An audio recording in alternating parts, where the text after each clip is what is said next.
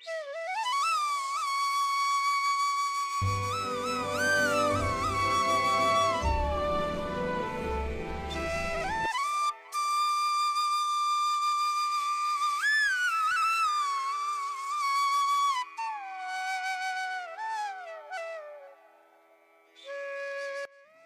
چھوٹے سے گاؤں میں ایک غریب کسان رہتا تھا۔ کسان بہت محنتی تھا۔ اس کا سب کھیتوں کے قریب مٹی کا ایک چھوٹا سا گھر تھا۔ ایک دفعہ سردی کا موسم تھا اور کسان باہر بیٹھا تھا۔ ٹھیک ہے رضیہ، میں اب جا رہا ہوں کھیت پر، دیکھتا ہوں کہ ہماری فصل کیسی ہوئی ہے۔ کسان اپنا کھدال لے کر کھیت کی طرف چل پڑتا ہے۔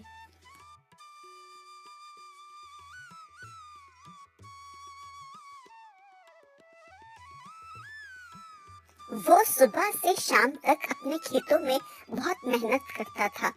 وہ گندم اور سبزیاں اگاتا تھا اور سادہ زندگی گزارتا تھا۔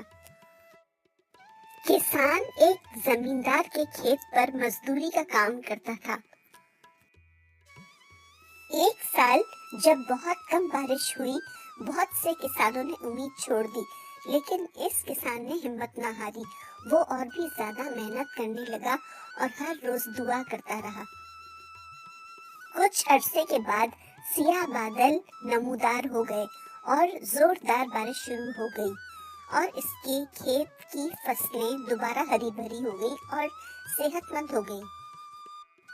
جلد ہی بارشیں واپس آ جاتی ہیں، کھیت دوبارہ ہرے بھرے ہو جاتے ہیں اور کسان کے جانور مزید طاقتور ہو جاتے ہیں۔ اس کے دودھ کا کاروبار بہتر ہو جاتا ہے اور وہ خوش و خرم زندگی بسر کرنے لگ جاتا ہے۔ کٹائی کے وقت کسان کو بہت اچھی فصل حاصل ہوئی۔ وہ بہت خوش ہوا اور اللہ تعالیٰ کا شکر ادا کرنے لگا۔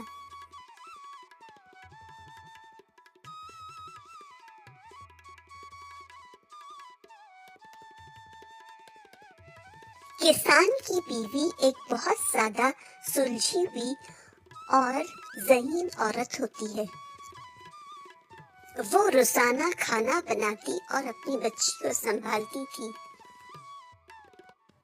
ارے میں جب بھی دیکھتا ہوں تم کھیت پر ہی ہوتے ہو اور سارا دن کام کرتے رہتے ہو۔ آخر کیا رکھا ہے اس کھیت میں؟ کہیں گھومنے بھی جایا کرو۔ یہ کھیت ہی ہماری روزی روٹی ہے اور اس سے ہمارا گزارا ہوتا ہے۔ کام نہیں کریں گے تو کھائیں گے کہاں سے؟ تم سیٹھ صاحب کے پاس کیوں نہیں جاتے؟ ان کا اپنا بہت بڑا کاروبار ہے۔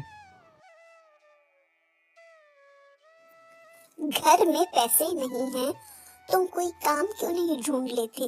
صرف تمہاری چھوٹی سی مزدوری سے کام نہیں چلے گا، چھوٹو کی فیس بھی دینی ہے۔ میں کل سیٹھ صاحب کے پاس جاؤں گا، تم دعا کرنا کہ بات بن جائے۔ پھر کسان سیٹھ صاحب کے پاس جاتا ہے اور سیٹھ صاحب اس کی بات سمجھ لیتے ہیں اور اس کو اپنے کام پر رکھ لیتے ہیں۔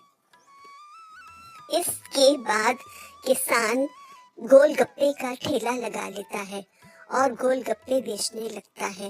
کافی لوگ اس کے ٹھیلے پر آتے ہیں اور گاؤں کے لوگ تیزی سے گول گپے کھانے آنے لگتے ہیں کسان کے پاس، اور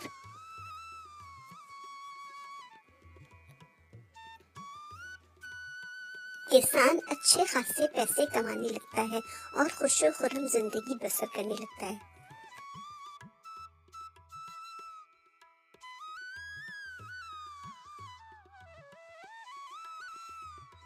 کٹائی کے وقت کسان کو بہت اچھی فصل حاصل ہوئی۔ وہ بہت خوش ہوا اور اللہ تعالیٰ کا شکر ادا کرنے لگا۔